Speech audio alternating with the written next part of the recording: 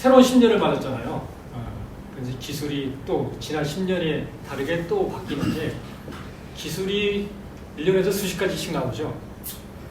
이제 어제 그저께 CES 끝났는데 CES에도 보면 맨날 새로운 기술들이 나오고 있는데 정신을 못 차리죠.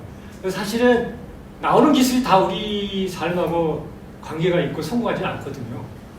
기술이 점점 더 많아지니까 그 중에 어떤 기술들이 계속 가면서 우리 삶을 바꿔놓을 건가 이런 것들을 파악할 수 있도록 고민을 해야 되거든요.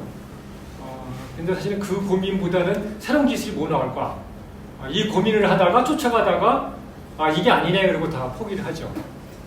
그래서 오늘은 지난 10년 우리 삶을 바꾼 기술들이 뭐가 있는지 그리고 앞으로 10년 우리 기술들이 어떻게 우리의 삶을 바꿀 건가 이것을 먼저 지난 10년 기술을 바꾸는 우리 삶에 영향을 준 기술들을 그냥 여기저기 다 뒤져서 제일 많이 나온 것들을 다 열거해 봤습니다. 무지 많죠? 무지 많은데 이 중에 이제 이 큰 글씨로 되어 있는 몇 개의 서비스들이 사실은 우리 기업이나 우리 삶, 경제활동 그리고 우리 실제 생활들을 다 바꿔놓고 있죠. 그 이전에는 플랫폼들이 커졌죠. 그래서 구글부터 페이스북, 유튜브 이런 것들이 나오면서 기존의 생활을 바꾸기 시작했는데 사실 지난 10년은 크게 기술이 크게 변한 건 없습니다. 그래서 이렇게 흐름을 보시면 알지만 2019년, 2020년으로 올수록 뭔가 새로 나온 게 없죠. 이제 기술이 저거는 이 디지털 기술이 보편화됐다는 의견입니다. 우리 삶을 완전히 디지털화돼서 삶이 그래서 이제 이 영향 속에 우리가 완전히 살고 있다는 얘기거든요. 그래서 이걸 한번 보죠. 2010년, 11년, 12년 이때가 좀 많이 나왔습니다. 그게 이제 2000년대를 이어받아서 인터넷 벤처들이 막바지 성숙해 접어들 때죠. 그래서 2010년 같은 경우는 대한민국에 우리 어른들의 생활을 완전히 바꾸는 게 있죠. 카카오톡이 2010년에 나왔죠. 그러면서 시니어들이 이 온라인 세계에 들어올 수 있는 기회가 됐죠. 그래서 카카오톡은 사실 대한민국에서는 의미가 큽니다. 옛날에는 이상한 콘텐츠로 이 시니어들이 이 PC 컴퓨터를 보게 되고 그랬는데요. 근데 카카오톡이 나오면서 이제 어른들도 스마트폰만 있으면은 커뮤니케이션이 몇십 배 빨라진 거죠. 생산성이 좋아진 거죠. 근데 전 세계적으로는 이제 지금 논쟁이 많은 우버가 2009년에 설립을 해서 2010년에 서비스 시작했고요. 그리고 인스타그램이 저때 나와서 2014년에 페이스북이 인수를 했죠. 저때 아마 수조 원을 줬을 거예요. 왓츠앱이 더 많이 줬죠. 저 당시에는 저게 가치가 커서요. 왓츠앱을 한 20조 원 주고 인수했을 거예요. 그리고 인스타그램도 거의 10조 정도가 이렇게 인수를 했고, 왓츠앱은 이제 미국이나 이런 데서 인기가 좋은데 한국에서는 거의 글로벌 서비스는 이제 약한 것 같아요. 인스타그램은 누구나 텍스트 위주에서 그림, 사진 위주로 우리의 삶을 바꿔놨죠. 그래서 어디 가나 우리가 눈을 볼 수 있는 그것 때문에 커졌고요. 이 하드웨어에서는 이제 아이패드가 저때 나왔는데 아이패드는 스티브 잡스의 마지막 작품이죠. 아이패드는 이제 PC와 스마트폰 중간 영역을 개척했는데 한국에서는 아이패드의 영향력을 많이 못 느낄 거예요. 한국에서는 사실 태블릿 PC가 성공 못했거든요. 근데 미국 같은 경우는 그 아이패드가 특히 기성세대의 삶을 많이 바꿔놨죠. 책이 모두게 일로 들어갔거든요. 그래서 아이패드를 가장 많이 구입한 세대는 어른들입니다. 일단 내 마음대로 조작할 수 있고 이 터치스크린 노트북은 터치스크린이 안 되잖아요. 저 터치스크린으로 해서 내 마음대로 글자를 키워서 보고 이게 돋보기 안 써도 되거든요. 그래서 전자책이 활성화되는데 엄청나게 기여를 했죠. 그래서 이제 아마존도 킨들을 만들고 그래서 미국 같은 경우는 거의 절반 이상이 전자책 시장으로 넘어갔어요.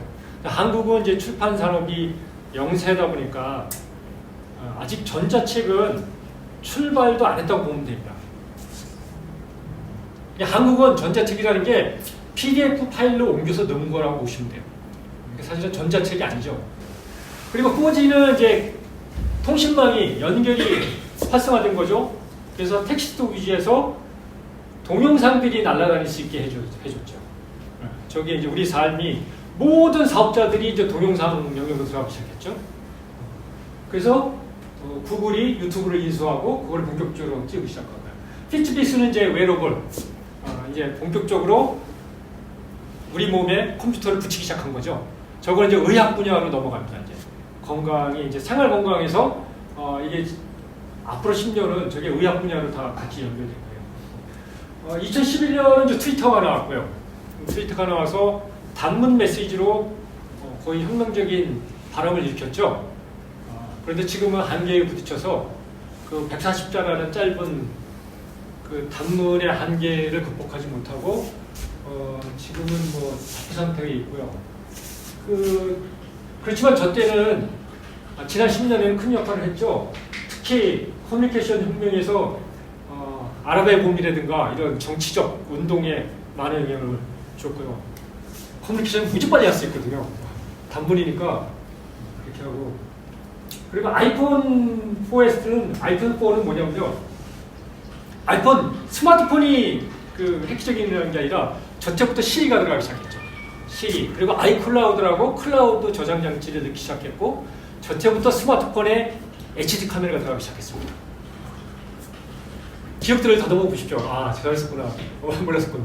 근데 저게 이게 애플이 혁신적이라는 거는 저런 것들이 아이패드라든가 아이폰이라든가 시리를 넣는다든가 이런 것들이 미래를 내다보면서 그 당시에는 왜 저런 제품을 만들지 그랬는데 결국 1, 2년 지나고 보면은 다른 사업자도 다 쫓아갈 수밖에 없는 그런 일들을 주도해왔죠. 그래서 애플이 작년 말에 첫 500조 원을 찍었습니다.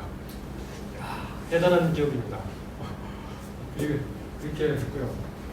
2012년은 이제 하드웨어에서 오큘러스가 나와서 VR에 대한 관심을 일으켰죠. 그래서 저것도 이제 페이스북에 마크 주커버그가 인수하면서 더 관심을 끌기 시작했죠. 근데 이제 아직 VR은 오큘러스가 관심을 끌긴 했지만 메인 시장으로는 아직 못 들어왔습니다. 아직 상용화에 한계가 많은데 앞으로 발전 가능성은 많죠. 그리고 이제 자동차 산업을 뒤집기 시작한 전통 산업화 시대 산업이 어림을 걷기 시작한 출발점이죠. 테슬라 모델 S. 테슬라가 저 미국에 있을 때 처음에 그 테슬라 로드스터라고 영국의 그 앨리스라고 조그만 스포츠카 있어요. 그 껍데기 갖다가 전기차를 만들어서 그걸 한 2, 3만 대 팔았거든요. 거기서 자신감을 얻고 저기서 자기들이 본격적으로 자기의 모델을 만들기 시작한 거예요. 저기서부터 이제 테슬라가 주목받기 시작했죠. 그래서 2012년부터 주목받기 시작해서 한 7, 8년 만에 2017년에 양산 모델인 모델 3를 내오기 시작했으니까 7, 8년도 아니고 5년 만에 자동차 업계를 뒤집기 시작했습니다. 그래서 유럽에서는 이미 테슬라가 BMW라든가 벤츠 같은 회사들이 CEO가 물러날 정도로 심각하게 받아들이고 있습니다. 한국은 아직까지 거기까지 못 갔고요. 일본도 마찬가지고요. 혼다 회장이 작년 말 인터뷰에서 아직 전기차는 멀었다. 우리는 하이브리드 가겠다 이러고 있더라고요. 그래서 일본 차들도 망하겠구나 이런 거. 그리고 이제 2014년에 LX가 나오고 그리고 LX가 나오고 2015년에 에코가 나오면서 홈 어시스턴트, 홈 서비스에 대한 경쟁이 붙었죠. 아마존, 구글, 그죠? 삼성까지 우리 통신사 KT, SKT까지 다 경쟁이 붙어서 집에서 이제 비서 서비스를 갖고 하는데 이제는 이제 음성 서비스 중심인데 그게 더 고도화되겠죠. 그렇게 하고 피트빗을 이어받아서 애플이 이제 2014년에 그 애플워치를 내기 시작해서 인기를 끌었죠. 애플워치는 그래서 상당히 성과를 냈죠. 지금도 인기도 좋고요. 젊은 사람들은 대부분 하나씩 차고 다니니까요. 그리고 이제 또 애플이 또 주기적으로 혁신적인 제품을 나오는데요. 에어팟을 아직도 안 갖고 계신 분? 안 갖고 계시구나. 세상 다 뒤집어 놓습니다. 저게. 미국이나 캐나다는 난리예요. 저것 때문에. 그래서 연말이나 크리스마스나 다 선물이 그냥 에어팟 사주는 겁니다. 젊은 애들은 다 하나씩 꽂아 있고요. 처음에 2016년에 저 에어팟을 냈을 때 저게 뭐야? 그래서 왜 와이어리스를 저걸 하고 있지? 그전에 와이어리스가 있었으니까요. 근데 저거는 헤드폰이 아닙니다. 아이폰이 나왔을 때 그게 전화기가 아니듯이 그냥 전화가 되는 인터넷이죠. 저거는 음악도 들을 수 있는 인터넷이라고 보시면 돼요.